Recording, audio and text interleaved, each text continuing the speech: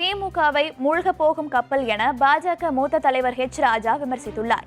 திருச்சியில் செய்தியாளர்களுக்கு பேட்டியளித்த ஹெச் ராஜா, வங்கதேசத்தில் பாதிக்கப்பட்ட இந்துக்களுக்காக ஆர்ப்பாட்டம் நடத்த அனுமதி மறுத்த தமிழக அரசு போலீஸ் பாதுகாப்பு கொடுத்து கோவையில் ஒரு பயங்கரவாதி இறுதி ஊர்வலத்தை அனுமதித்துள்ளதாக சாடினார். கடலில் மூழ்கும் கப்பலில் எலிகள் இருக்காது என்ற பழமொழியை குறிப்பிட்டு அவர் திமுகவை கடுமையாக விமர்சித்தார். காட்டாட்சி நடக்கிற தமிழகத்திலே மக்களால் தூக்கி எறியப்பட வேண்டிய மிக மோசமான பொதுஜன விரோத அரசாங்கம். பயங்கரவாதிகளுக்கு காவல்துறை காவல் காப்பீங்களா? எப்படி அதுக்கு நீங்க செக்யூரிட்டி போட்டீங்க? எப்படி அனுமதிச்சீங்க? எப்பவுமே நீங்க ஆங்கிலத்துல ஒரு பழமொழி உண்டு, மூழ்கின்ற கப்பலில் எலிகள் இருக்காது.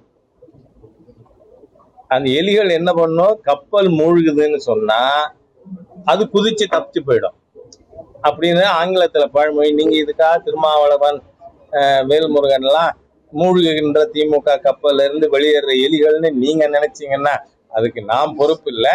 ஆனா இது யதார்த்தமா நடக்கிற விஷயம். இது it shows the mood of the DMK அலிஸ்.